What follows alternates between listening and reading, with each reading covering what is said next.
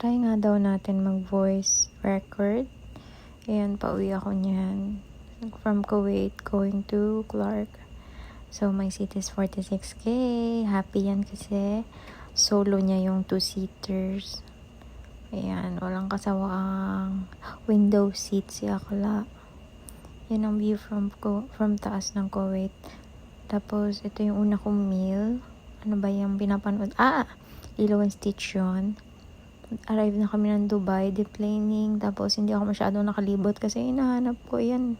Nahanap ko na yung gate ko. Ang layo ng gate ko dyan. Pero na-amaze ako sa nila, pag-collect ng handbag. And then, ayos siya ng hair kasi, para matulog na.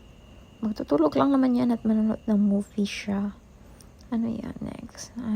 Ayan, nag-iintay kami ng turn namin para take off. Kaya pala traffic. Ang dami talagang plane ng AK. As in, super sunod-sunod talaga ang pagbaba, pagtaas talaga nila. Mga ilang minutes kami nag-iintay dyan. Tapos, dyan matagal ata to. Dami niyang picture dyan. Nasa taas na kami. Yan, pa-morning na yun. Bukang liwayway. Puro cartoons. Second meal. Diba? Ang ganda ng umaga.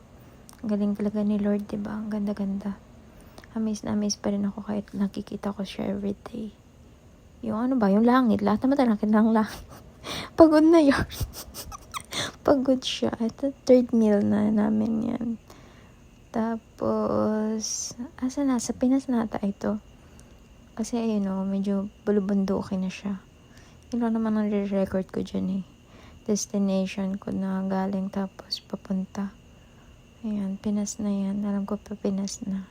Cebu pala muna ako. Ayan, Cebu na yan. Cebu Airport.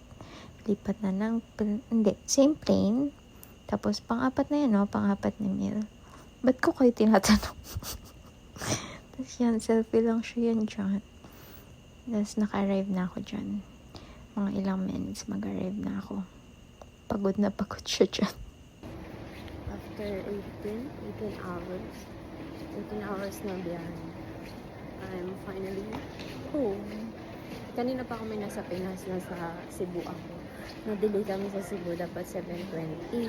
So, 8 something na. Kuha pa lang ko ng bag. Tingnan ko pa lang ko. Bye!